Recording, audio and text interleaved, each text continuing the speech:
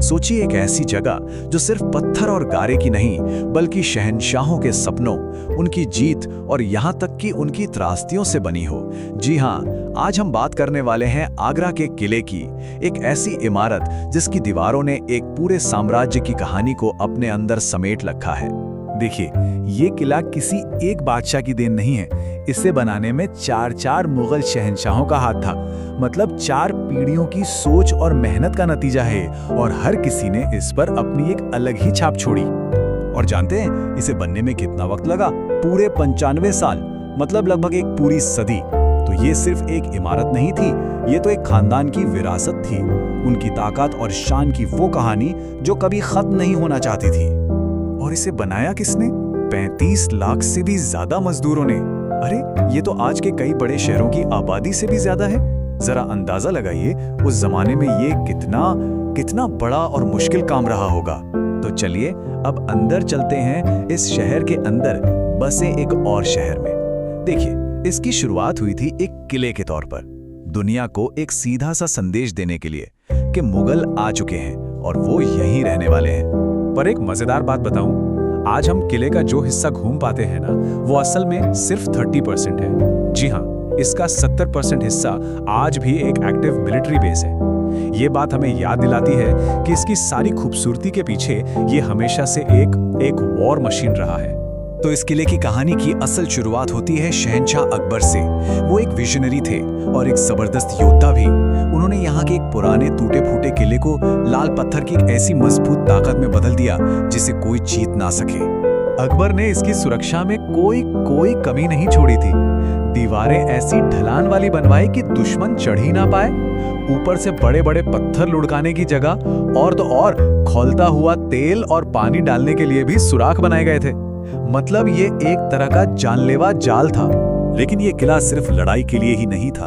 इन सख्त लाल दीवारों के अंदर एक नरम दिल भी धड़क रहा था। अकबर ने अपने बेटे जहांगीर के लिए एक बहुत ही खूबसूरत महल बनवाया, और ये महल मानो भविष्य में होने वाले बदलावों का एक इशारा था।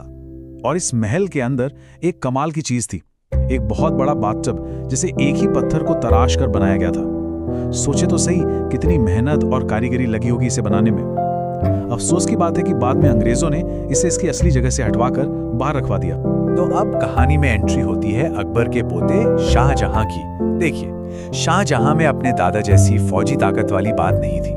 उनमें तो एक कलाकार की रूह बसती थी, और बस उन्होंने इस किले को हमेशा के लिए बदलने का फैसला कर लिया। और ये बदलाव कोई छोटा मोटा नहीं था, ये एक पूरा ट्रांसफॉर्मेशन था। शाहजहां, वही शाहजहां जिन्होंने ताजमहल बनवाया, वो लाल पत्थर की फौजी ताकत को हटाकर सफेद संगमरमर की जन्नती खूबसूरती लाना चाहते थे। इसके लिए उन्होंने अकबर की बनवाई कई इमारतों को तोड़वा भी दिया, ताकि वो अपने सपनों का महल बना सके। बात साफ थी, उनके लिए ये अब सिर्फ एक किला नहीं रह गया था, वो तो इसे धरती पर एक जन्नत का टुकड़ा बनाना चाहते थे। उन्होंने जंग की निशानी को ऐशो आराम और सुकून की जगह में तब्दील कर दिया। और उनका कमाल सिर्फ संगमरमर तक ही सीमित नहीं था। उन्होंने एक तरह का पुराना एयर कंडीशनिंग सिस्टम भी बना डाला था। उन्होंने दीवारों को अंदर से खोखला बनवाया। क्यों?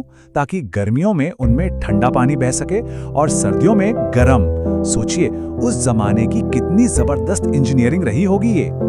लेकिन कहानी में अब एक बहुत ही दुखद मोड़ आता है।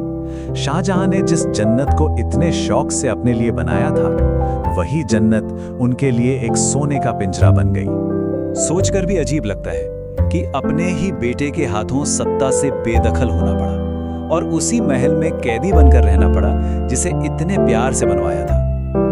यही किस्मत थी शाहजहां की, जिन्हें उनके बेटे औरंगजेब ने कैद कर लिया था। अपनी जिंदगी के आखिरी 8 साल उन्होंने इसी किले के एक खूबसूरत टावर से अपनी बेगम की याद में बने ताजमहल को देखते हुए गुजार दिए। एक शहंशाह जो अब कैदी था और दूर से अपनी सबसे बेहतरीन रचना को बस निहार सकता था। पर इस किले की दास्तान मुगलों पर ही खत्म नहीं होती। नहीं, ये तो एक नए साम्राज्य के उदय का भी गवाह बनने वाला था। एक ऐसा साम्राज्य जिसने हिंदुस्तान का इतिहास हमेशा के लिए बदल कर रख दिया। दीवाने आम, मतलब वो जगह जहां बादशाह अपनी जनता से मिलते थे, वहां एक बड़ा ही अनोखा सिंहासन है। उसे कसौटी पत्थर कहते हैं। ये सिर्फ एक पत्थर नहीं था, ये बादशाह के इंसाफ का प्रतीक था, बिल्कुल खरा, सोने की तरह खरा। और देखिए किस्मत का खेल कैसा है कि इसी हॉल में जहां मुगलों का इंसाफ गूंजता था, वहीं से एक नए दौर की शुरुआत हुई। जी हाँ, यहीं पर अंग्रेजों ने पहली बार तिजारत मतलब ट्रेड करने की इजाजत मांगी थी। एक ऐसा कदम जो आगे चलकर पूरे हिंदुस्तान पर उनकी हुकूमत की वजह बना। लेकिन ठहरिए, इस किले का एक और राज अभी बाकी है, एक ऐसा राज जो हमारी आंखों को भी धोखा दे जाता है। ये ताजमहल के नजारे से जुड़ा एक जबरदस्त ऑप्टिकल इल्यूजन है। ये बिल्कुल जादू जैसा लगता है। आप एक खास जगह पर खड़े हो तो नदी नजर से ओझल हो जाती है और अचानक ताजमहल बिल्कुल पास नजर आने लगता है। ये दिखाता है कि मुगल आर्किटेक्ट्स सिर्फ इमारतें नहीं बना रहे थे, वो तो पूरे के पूरे अनुभव डिजाइन कर रहे थे। तो आखिर में आगरा का किला है क्या? ये कोई एक चीज नहीं है, ये एक योद्धा का किला है, एक कलाकार का महल है, एक कैदी का पिंजरा है और आज ये पूरी दुनिया के लिए एक अनमोल धरोहर है। इसकी हर एक दीवार एक अलग ही कहानी सुनाती है। ये सब हमें सोचने पर मजबूर करता है कि अगर ये दीवारें बोल पाती तो किसकी कहानी सबसे जोर से सुनाती? अकबर की जिसने इसे बनाया, या शाहजहां की जिसने इसे संवारा, या फिर उस कैदी शाहजहां की जिसने यहीं अपनी आजादी खो दी? शायद इसका जवाब इस बात में छिपा है कि हम इतिहास को किस नजर से देखते हैं।